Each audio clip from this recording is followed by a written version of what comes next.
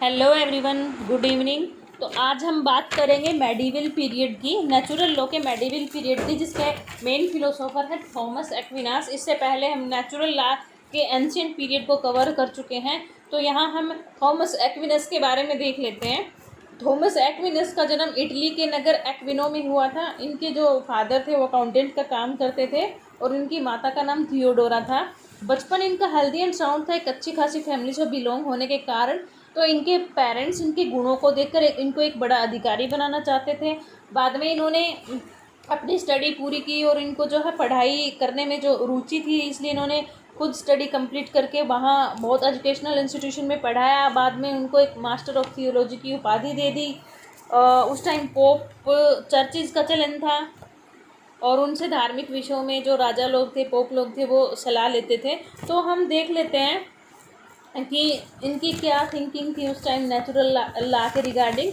तो उस टाइम पे कैथोलिक फिलोसोफर ज़्यादा थे, तो उन्होंने पूरे रिलीजन को है लॉजिकल बनाया, क्योंकि चर्च का ज़्यादा उसमें बहुत महत्व था, उसको ही सब कुछ माना जाता था। तो थॉमस एक्विनास ने अपने जो थिंकिंग को 4 भागों में डिवाइड किया कि लॉ को वो किस तरीके से मानते थे। उसको 4 भागों में डिवाइड किया कि लॉ है वो, उसके 4 पार्ट हैं: law of God, natural law, divine law और ह्यूमन लॉ।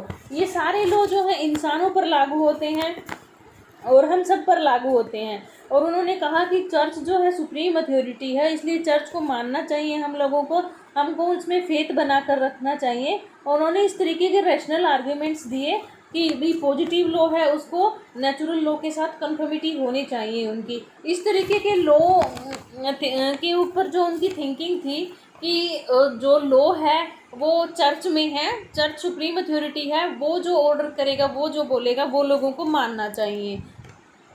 उसके बाद आता है रिएंसेस थ्योरीज या रिएंसेस पीरियड्स, जिसको हिंदी में नवजागरण या पुनर्जागरण काल बोलते हैं, जिसमें कि एक नई अवेयरनेस आती है और या फिर लोग अवेयर होते हैं अपने राइट्स के बारे में, या फिर अपने अधिकारों के लिए इतने ज़्यादा जागरूक हो जाते हैं कि वो स्टेट से मांग करने लगते हैं कि क्या अच्छा है, क्या बुरा है, आप क्या अच्छा कर रहे हो, क्या बुरा कर रहे हो, इस तरीके से प्रोटेस्ट करने लगते हैं।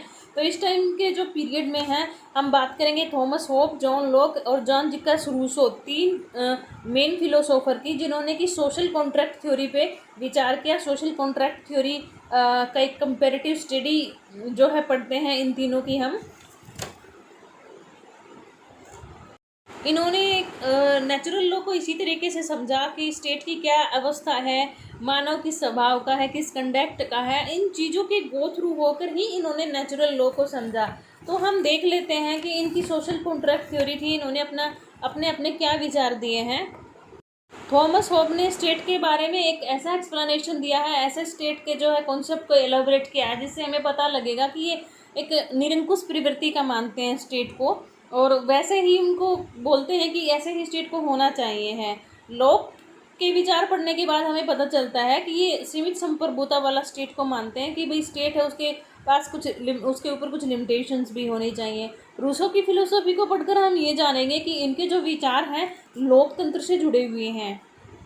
सबसे पहले देखते हैं थॉमस होब को। थॉमस होब इंग्लैंड से बिलोंग करते थे। 1588 में इनका जन्म हुआ था माल्सबेरी नाम की एक जगह पे इंग्लैंड पर उस टाइम स्पेन ने हमला किया हुआ था, क्योंकि उस टाइम जो है लड़ाई चल रही थी, एक टाइप का कन्फ्लिक्ट चल रहा था, पॉलिटिकल इनस्टेबिलिटी थी, उथल पुथल मची हुई थी राजनीति में। एक तरफ राजा का शासन था, दूसरी तरफ जनता अपने अधिकारों की मांग कर रही थी। तो इस तरीके से एक तनाव का माहौल था। इसी कारण स्पेन की जल सेना ने इंग्लैंड पर आक्रमण कर दिया, और ये टाइम था 1587 से 1588 के आसपास का, जब इंग्लैंड पर आक्रमण हुआ था। इसको आर्माडा का युद्ध भी बोलते हैं। और उस टाइम फिलिप सेकंड जो थे, फिलिप द्वितीय थे, वो वहाँ के राजा थे। हालांकि बाद में स्पेन हार गया था। तो होब्स का जो जन्म है उसी टाइम पीरियड दौरान हुआ था 1588 में। तो उस टाइम जो फियर का माहौल था ना, ऐसे माहौल में उनकी माँ ने सोशल फियर के कारण, टेंशन के कारण उनको टाइम से पहले ही जन्म दे दिया था। तो वो बाद में कहते थे कि मेरी माँ ने 2 जुड़वा लोगों को जन्म दिया था, 2 जुड़वा भाई जन्मे थे, एक मैं और एक डर। उनको हमेशा डर लगा रहता था, तो उनको उस डर के कारण वो हमेशा ऐसे ही बोलते थे कि मेरे साथ एक और भाई का जन्म हुआ था जिसका नाम है डर। लेकिन बाद में वो उन्होंने जैसे पढ़ाई करी और उसके बाद अपनी जो थ्योरी दी, तो उस थ्योरी को पढ़कर हम जानते हैं कि उन्होंने क्या विचार रखे, नेचुरल लॉ थ्योरी को फॉलो किया उन्होंने, और नेचुरल लॉ थ्योरी को किस तरीके से एक्सप्लेन किया, एलोबरेट किया, ये हम आगे पढ़ेंगे। अब देख लेते हैं हम जॉन लॉक को। जॉन लॉक जो है उनका 1632 में बर्थ हुआ था, 1704 में उनकी डेथ हो गई थी। इनका जन्म ब्रिटेन में हुआ था 12 साल की उम्र में। उस टाइम भी वहाँ पर गृह युद्ध चल रहा था, ये राजतंत्र और पार्लियामेंट का आपस में झगड़ा चल रहा था कि राजा का और पार्लियामेंट का।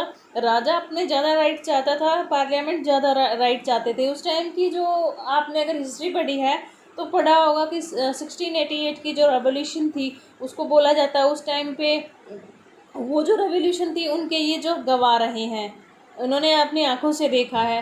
तो जॉन लॉक जो हैं लॉर्ड एटली जो है संसदीय अधिकारों के फेवर में थे, वहाँ के राजनेता हुआ करते थे। उनके पास ये 15 साल तक जुड़े रहे उनके साथ। तो ऑब्वियसली वो राजनेता होने के कारण उनके विचारों से ये सहमत हुआ करते थे और दूसरे राजनेताओं से भी इनके लिंक होने लगे। तो इस तरीके से इनको राजनीति को जानने का बहुत ज़्यादा मौका मिला। अब जो जॉन लॉर्ड एटली थे वो उदारवादी जो है ना विचारों के पर्सन थे। उदारवाद का मतलब होता है कि किसी पर्सन की लिबर्टी के ऊपर ध्यान देना, उसके राइट्स के ऊपर ध्यान देना, इस तरीके के विचारों का आदमी। तो इसी तरीके के जो विचार हैं जॉन लॉक के विचार हैं, इसीलिए इन्होंने एक जो है स्टेट के ऊपर सुप्रीमेसी पर लिमिट लगाने की बात कही थी सोशल कॉन्ट्रैक्ट थ्योरी में। अब आते हैं जॉन जिकस रूसो के बारे में जानते हैं। रूसो जो थे एक उनको उनकी फ्रांस में उनका जन्म हुआ था, नहीं फ्रांसीसी राजनीतिक विचारक थे वो। उनका जन्म हुआ था 1712 में हुआ था और स्विट्ज़रलैंड में हुआ था। इनकी माता का देहांत हो गया था जब इनका जन्म हुआ था। तो इनके जो अपने फादर हैं उनका एनवायरनमेंट मिला था। उनके फादर एक ज़्यादा अच्छे व्यक्ति नहीं थे, इसलिए इनका जो जीवन था डार्क साइड से ही परवरिश हुई थी इनकी, क्योंकि इनके फादर जो थे अच्छे नहीं थे। अब लगभग ये 38 साल तक की एज तक है ना इनका इसी टाइप की लाइफ चली रहती थी और इनको कोई विशेष कोई उपलब्धि नहीं थी, कोई उपलब्धि थी ही नहीं इनके पास। तो 1750 में जाकर के इनमें बदलाव आया। ये फ्रांस चले गए थे वहाँ पर अपना पढ़ाई करने के लिए। तो रास्ते में जा रहे होते हैं तो एक अखबार पड़ा होता है, उसको देख करके उस अखबार के टुकड़े को उन्होंने देखा कि फ्रांस में कुछ एकेडमी है जो कि ऐसे राइटिंग जो कंपटीशन है उस टाइप से कराती है। तो उस टाइम के बाद इन्होंने जो है उस टाइप के जो फिलोसॉफी में या चिंतन में अपना जो रुचि लेना शुरू किया था। उससे पहले इनके जीवन में इतना कोई उपलब्धि नहीं थी। तो अब हम इनकी जो सोशल कॉन्ट्रैक्ट थ्योरी है, नेचुरल लॉ के रिगार्डिंग सोशल कॉन्ट्रैक्ट थ्योरी है, उस कंपेरेटिव थ्योरी या उस तुलनात्मक थ्योरी से हम ये पता लगाते हैं कि इनके क्या विचार थे। नेचुरल लॉ को गो थ्रू करते हुए इन्होंने स्टेट में रहने वाले लोगों को क्या समझा था, किस तरीके से ये मानते थे, ये सब हम पढ़ेंगे। तो अब इसके लिए हम इस टेबल को देखते हैं। इसमें हॉब्स ने, लोक ने, रूसो ने अपने अलग अलग ह्यूमन नेचर क्या है, स्टेट का नेचर क्या है और सोशल कॉन्ट्रैक्ट के रिगार्डिंग क्या इन्होंने अपने ओपिनियन दिए, वो सब इसमें बताया गया है। तो हॉब्स ने कहा कि आदमी को जब स्टेट में रहता है आदमी तो उसको बहुत ज़्यादा डर लगा रहता है, क्योंकि एक स्टेट जो है उसमें जंगल राज है। स्टेट के पास सारे ही जो है राइट हैं। सोशल कॉन्ट्रैक्ट थ्योरी में राइट जो है सोवरेन या सुप्रीम के पास रहते हैं। और वर्ल्ड एक ऐसा प्लेस है, हॉरिबल प्लेस है जहाँ पर जंगल राज है। तो इन्होंने अपनी बुक लिखी थी लेविएथन। तो लेविएथन का मतलब होता है एक समुद्री राक्षस होता है। तो उस लेविएथन को बेस बनाकर इन्होंने कहा था कि लेविएथन जो है उससे आप लड़ नहीं सकते हैं, आप उसको हरा नहीं सकते हैं। ऐसा समुद्री राक्षस होता है जिससे कोई भी जीत नहीं सकता है। इसी तरीके से उन्होंने स्टेट को कंपेयर किया उन्होंने लेविएथन से कि स्टेट जो है एक लेविएथन है, इसको कोई हरा नहीं सकता है, इसको कोई भी जीत नहीं सकता है। और इसलिए उन्होंने एक निरंकुश जो है ना स्टेट की जो है प्रवृत्ति को दर्शाया। स्टेट एक वार की सिचुएशन में है ऐसे उन्होंने बताया, और मैन जो है वो स्टेट को मतलब कि फॉलो करेगा बस। अब लोग हैं, उन्होंने कहा था कि थोड़ा लिबर्टी के ऊपर ध्यान दिया था कि मैन के पास भी कुछ फ्रीडम है और जो प्रॉपर्टी है वो सिक्योर तो नहीं है, लेकिन फिर भी उनको इंडिविजुअल लिबर्टी की बात करते थे, प्रॉपर्टी देनी पड़ेगी, प्रॉपर्टी के राइट देने पड़ेंगे, लिबर्टी और लाइफ के राइट देने पड़ेंगे स्टेट को। स्टेट इतना निरंकुश नहीं हो सकता। उन्होंने थोड़ी सी उदारवादी विचारधारा को अपनाया। अब उन्हें इंडिविजुअल के पास पावर भी होनी चाहिए, अगर उसके पास पावर नहीं है तो फिर वो कैसे काम करेगा, इस तरीके के विचार उन्होंने दिए। और उन्होंने कहा कि अगर स्टेट कुछ बुरा कर रहा है तो पब्लिक के पास ये पावर होनी चाहिए कि वो प्रोटेस्ट कर सके, प्रोटेस्ट करके गवर्नमेंट को ये बता सके कि आप नहीं संभाल सकते हैं, तो आप इस केस में आप हमें कुछ राइट दो और एक प्रॉपर गवर्नमेंट को जो है कॉन्स्टिट्यूट करो, आप अपना जो काम काज है वो अच्छे तरीके से चलाओ। इस तरीके से बोलने के लिए लोगों के पास पावर होनी चाहिए। तो उन्होंने अपनी बुक लिखी two treatises of governments, commonwealth etcetera, इस टाइप से उन्होंने अपने विचार दिए। अब हम रूसो के जो अगर विचार देखते हैं तो रूसो ने कहा कि मैन इज फ्री, मैन अपने जो है ना फ्री बट इमोरल। अगर हम रूसो की विचार पढ़ेंगे तो उससे इसे पता चलेगा कि उन्होंने एक तरीके का मिक्सचर तैयार किया था, एक उदारवाद का भी, समाजवाद का भी, और उसमें कुछ कहीं कहीं निरंकुशता भी दिखाई देगी। तो उन्होंने ये कहा कि मैन जो है कॉन्ट्रैक्ट में एंटर करता है अपनी फ्रीडम के लिए। तो उन्होंने इसके लिए एक जनरल विल की थ्योरी दी। जनरल विल का मतलब होता है सब लोगों की इच्छा, उसको जनरल विल कहते हैं। लेकिन इसको थोड़ा सा क्रिटिसाइज किया गया। ये कहा गया कि चलो इन्होंने जनरल विल का नाम दे तो दिया, लेकिन इन्होंने ये तो नहीं बताया जनरल विल क्या है, उनको कौन डिफाइन करेगा, कौन बताएगा, कौन उनके इंटरेस्ट को ध्यान रखेगा। उन्होंने कहा था कि कम्युनिटी के इंटरेस्ट को ध्यान रखो, जनरल विल का ध्यान रखो, लेकिन जनरल विल को उन्होंने डिफाइन नहीं किया। मान लो कहा कि अगर इलेक्शन हो जाते हैं उस टाइम पे, ठीक है, मेजोरिटी पीपल तो जनरल विल हो जाएगा, लेकिन कुछ लोग ऐसे भी होते हैं जो माइनॉरिटी में होते हैं, तो क्या वो जनरल विल में आएंगे? इस तरीके के सवाल बहुत उठे उनके जो इस थ्योरी को लेकर के।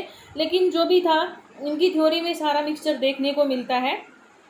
अब हम आगे आते हैं मॉडर्न थ्योरीज में। स्टैमलर, रोल्स और हॉल, यहाँ इनकी फ़ोटो मैंने ऐड नहीं करी है, आप वीडियो में जाकर देख लेना। तो ये 19 से 21st सेंचुरी तक जो है इन्होंने अपने जो ओपिनियन दिए हैं, फिलोसोफर कहलाए हैं ये।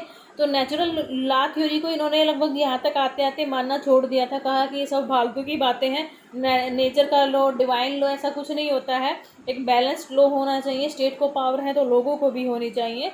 तो उन्होंने कहा कि वैल्यूज जो है इनहेरेंट नहीं है किसी के नेचर में, हर एक जगह में जस्टिस का कॉन्सेप्ट अलग अलग है और अलग अलग लॉ बनाए हैं, अलग अलग लॉ बनाकर उनका इंटरप्रिटेशन किया जाता है। उन्होंने कहा कि अगर वैल्यू इनहेरेंट है, एक आदमी में वैल्यूज है, अगर लॉ भी है, तो फिर क्यों एक लॉ है सभी के काम नहीं आता, क्यों दुनिया में इतने क्राइम हो जाते हैं, क्यों इतना जो है कोशिश करनी पड़ती है लॉ एंड ऑर्डर को मेंटेन करने के लिए, क्यों इतना इंटरप्रिटेशन करना पड़ता है। इसलिए बोलते हैं कि एक जगह को देखकर, एक सोसाइटी को देखकर है ना, जस्टिस का कंसेप्ट सेट करना पड़ता है, और जो इंटरप्रिटेशन है वो उसी हिसाब से होता है, और उसी हिसाब से सब चीज़ों का हल निकलता है।